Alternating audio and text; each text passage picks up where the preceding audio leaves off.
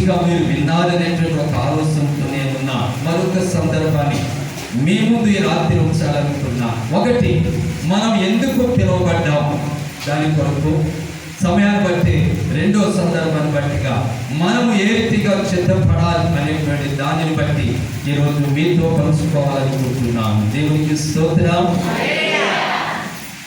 పరిశుద్ధ లేఖనాల నుండి మనం చూద్దాం. దేవుడు మనల్ని ఎందుకు పిలిచాడు అంటే, ఈ ఉపవాస పండుగల ద్వారా మన జీవితంలో మొదటి దశలోని రాసిన పత్రిక పరిశుద్ధ లేఖనాల నుండి 4వ అధ్యాయము 7వ వచనాన్ని మనం చదువుతాం. అనేక సందర్భాలుగా ఈ వాక్యాన్ని కూడా మీరు విని ఉన్నారు. మొదటి దశలోని పత్రిక పాఠము లేఖనాలను చూస్తే 4వ అధ్యాయము 7వ వచనాన్ని చదువుతాం. పరిశుద్ధులగుటకే దేవుడు మనలను పిలిచెను గాని అపవిత్రులుగా ఉండుటకు పిలవలేదు. దేవునికి స్తోత్రం. దేవుడు ఈ రాత్రి మనల్ని ఎందుకు పిలిచాడు అంటే, మనల్ని ఎందుకు ఆయన పిలిచాడంటే, పరిశుద్ధులాగుటకే దేవుడు మనల్ని ఏం చేశాడు? పిలిచాడు. అపవిత్రులుగా ఉండడానికి వీలు లేదు. మనం పరిశుద్ధులు కావాలి.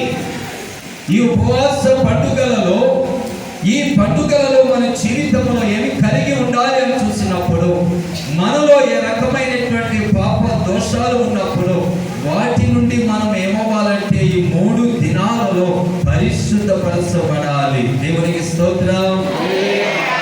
పరిశుద్ధులుగా ఉండడం దేవుని చిత్తం. పరిశుద్ధతను కలిగి ఉండాలి. దేవుని వాక్యము చదివిస్తుంది. పరిశుద్ధత లేకుండా ఎబ్రిలో అంటాడు, చదవగలేదు, పరిశుద్ధత లేకుండా ఎవడు ప్రభుని చూడలేదు. దేవునికి స్తోత్రం. మన ప్రభుని చూడాలి అనుకుంటే మన జీవితాలలో ఏం చేయాలి అంటే పరిశుద్ధతను కలిగి ఉండాలి. ఆ పరిశుద్ధత అన్నది మన జీవితంలో ఎప్పుడైతే మనం కలిగి ఉంటామో ప్రియ దేవుని బిడ్డలారా, ప్రభుని చూసే వారముగా ఉంటాము. దేవునికి స్తోత్రం. పరిశుద్ధులుగా ఉండడానికి దేవుని యొక్క ప్రణాళిక, దేవుని యొక్క ఉద్దేశం నిర్గమ కాండములో కూడా దైవజనుడు ఒక మాట అన్నాడు, మనం నమ్మిన దేవుడు ఎవరంటే ఆయన పరిశుద్ధుడు. అందుకనంటే నేను పరిశుద్ధుడు కనుక నీవును. దేవునికి స్తోత్రం. ఆయన పరిశుద్ధుడు, ఆయన నీతిమంతుడు. అందుకనే మనల్ని కూడా ఏం చేస్తున్నాడంటే పరిశుద్ధులుగా ఉండడానికి దేవుడు మనల్ని పిలిచాడు. అందుకనే మన పరిశుద్ధతను కలిగి ఉండాలి, దానిని అనుసరించాలి. మన జీవితంలో ఏదైనా లోపాలు, పొరపాట్లు ఉంటే మనము ఇలాంటి ఉపవాస పండుగలలో మన జీవితాన్ని ఏం చేయాలంటే పరీక్షించాలి. దేవునికి స్తోత్రం. బాప్తిసం తీసుకోలేదన్న వాళ్ళు చేయొద్దండి. నేను ఎవరి దగ్గరమ్మా బాప్తిసం తీసుకోలేదన్న వాళ్ళు చేయొద్దు. 4, 5 అంటే మీరందరూ ఏం తీసుకున్నారు? దేవునికి స్తోత్రం. మీరు దేవునికి ఒక నిబంధన చేసుకున్నారు. నిబంధన ప్రకారం మీరు బాప్తిసం తీసుకున్నారు. అయితే ఒకటి, బాప్తిసం తీసుకున్న మనము ప్రభుత్వ వాగ్దానం చేసినటువంటి మన జీవితంలో ఒకటి కలిగి ఉండాలి, పరిశుద్ధతగా మనం కాపాడుకోవాలి. ప్రియ దేవుని బిడ్డలారా, ఇలాంటి పండుగలలో, ఉపవాస దినాలలో మనం పరిశుద్ధతను కలిగి ఉండడానికి కోసము మనం ఎలాంటి వారు అంటే, మన హృదయము ఎలాంటిది అంటే బైబిల్ చెప్తుంది. మనకు తెలిసిన వాక్యం ఎనిమిది గ్రంథంలో 17:9 అంటున్నాడు, హృదయము అన్నిటికంటే మోసకరమైనది, అది ఘోరమైన వ్యాధి గలది, దానిని గ్రహింపగలిగిన. దేవునికి స్తోత్రం. హృదయము ఆ రకమైన పరిస్థితి. అందుకని ఇలాంటి ఉపవాస కూడికల్లో మనం ఏం చేయాలంటే పరిశుద్ధతను కలిగి ఉండడానికి, పరిశుద్ధపరచబడడానికి మన జీవితంలో మనము కలిగి ఉండాలి. అదే దేవుని ఉద్దేశం. ఒకటి, పరిశుద్ధత కలిగి ఉండడానికి, పరిశుద్ధులుగా ఉండడానికి, నీతిమంతులుగా ఉండడానికి కోసమే దేవుడు మనలను పిలిచాడు. దేవునికి స్తోత్రం. రెండోదిగా మనం చూస్తే అంటున్నాడు, తిమోతి రాసిన మొదటి పత్రిక పాఠములో మనం చూసిన చూసినప్పుడు జ్ఞాపకము చేస్తున్నాడు. ప్రియ దేవుని బిడ్డలారా, 6వ అధ్యాయము 12వ వచనాన్ని చదువుదాం. 1 తిమోతి 6వ అధ్యాయం 12వ వచనం, విశ్వాస సంబంధమైన మంచి పోరాటము పోరాడి నిత్య జీవము చేపట్టి దాని పొందుటకు నీవు పిలువబడి అనేకుల సాక్షులు ఎదుట మంచి ఒప్పుకొంటివి. దేవునికి స్తోత్రం చెప్తారా? రెండోది, నిత్య జీవము పొందడానికి కోసము మనము పిలువబడ్డాము. దేవునికి స్తోత్రం. నిత్య జీవం. అందుకని సంకటి మాట అపోస్తలుడైనటువంటి పౌలు గారు ఈ యొక్క పత్రిక పాఠములు చూసినప్పుడు ఆయన జ్ఞాపకము చేస్తున్న మాట అంటున్నాడు. ఏమంటాడు అని చూసినప్పుడు, నీవు ఎందు నిమిత్తంగా అంటే నిత్య జీవాన్ని మనం పొందుకోవాలి. దేవునికి స్తోత్రం. నిత్య జీవములో నీవు ప్రవేశించాలి. ఆ జీవాన్ని నీవు పొందుకోవాలి. అందుకనే దేవుడు నిన్ను పిలిచాడు. ఎందుకంటే ఆ రకముగా నీ జీవితంలో నీవు పిలువబడి అనేకులకి సాక్షిగా నిలబడాలి నీవు. అందుకనే దేవుడు నిన్ను ఏర్పాటు చేసుకున్నాడు. ఆ ఏర్పాటును బట్టి దేవుడు నిన్ను పిలవడం జరిగింది. దేవునికి స్తోత్రం.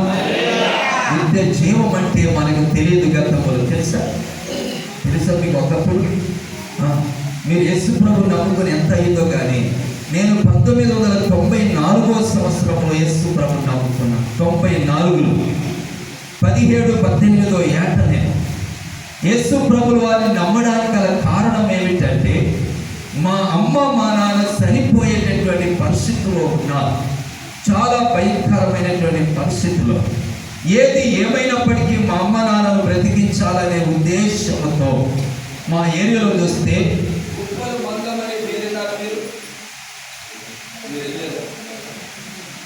మా ఏరియాలో చాలా ఫేమస్ అనమాట. గుప్పల మంగమ్మ. ఏ మంగమ్మ? రైట్, ఉండలేదు కదా? రైట్, విని ఉంటే చాలా ఫేమస్ అయ్యేది. అడవిలో ఉంటుంది, వెళ్తుంటా. అది మాకు చాలా దగ్గరగా ఉన్నటువంటి ప్రాంతం.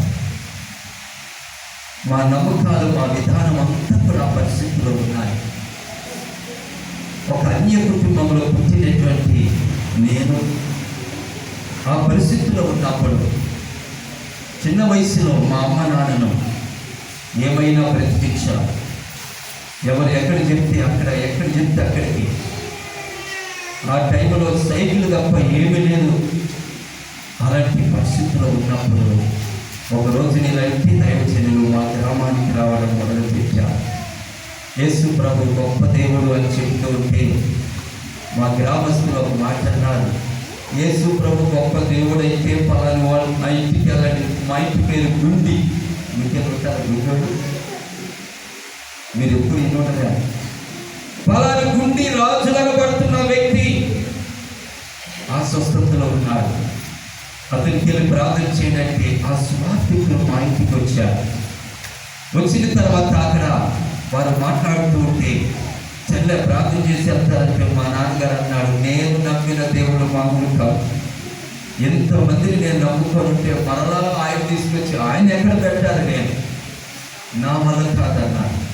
ఆఖరికి వాళ్ళు చెబుతూ చిన్న బైబుల్ నా చేతికిచ్చి, మీ నాన్న బాగుపడాలంటే, మీ కుటుంబం మంచిగా ఉండాలంటే యేసు ప్రభు నమ్ముకోని చెప్పి ఆ చిన్న బైబుల్ ఇచ్చి, అక్కడి నుండి దొరమావిడి ఒక గ్రామం ఉంది, 5-6 కిలోమీటర్లు ఉంటుంది.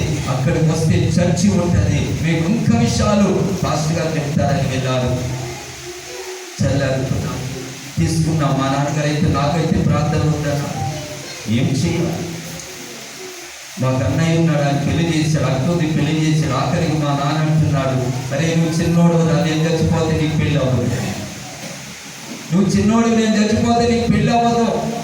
ఒకవేళ పెళ్లి కాకపోతే వాళ్ళని గుండి రాజులు సరిపోయాడు, కొడుకు పెళ్లి అవ్వలేదని చెప్తారా? నేను బ్రతుకున్నప్పుడే పెళ్లి చేసుకున్నా. అప్పుడు నా వయసు ఎంత? 17,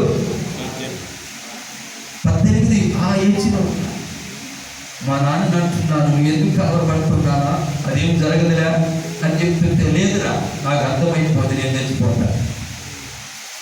ఏ రకంగా నీవు పెళ్లి చేయాలని చెప్తే నేను వద్దంటుంటే పెద్దలైనటువంటి వారు, బంధువులైనటువంటి వాళ్ళు అందరినీ కూడా పిలిపించేసి, నేను ఈ పెళ్ళిని చూసి నేను చచ్చిపోతాను అన్నాడు. ఏమన్నాడు? ఈయన పెళ్లి చూసినా చచ్చిపోతానని. ఆ చిన్న వయసులో నాకు పెళ్లి చేయడానికి పెద్దల మాట కాదలేకపోయే నా పరిస్థితి. ఆ రీతిగా నా 94లో నేను రక్షించబడినటువంటి నా జీవితంలో ఆ సంవత్సరంలో నాకు వివాహం చేయడానికి పెద్దలు నిశ్చయించారు. వాళ్ళ మాట నేను కాదలేకపోయాను.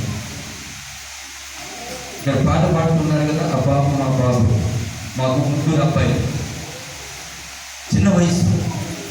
94లో సరిపోతాననేటువంటి బాధతో ఉన్నటువంటి మా అమ్మ నాన్నలు ఆ టైంలో యేసు ప్రభు చేయబట్టుకునేసరికి యేసు ప్రభులు వారిని ఎప్పుడైతే వాళ్ళు అంగీకరించారో వాళ్ళు బ్రతికారు. దేవునికి స్తోత్రం. నేను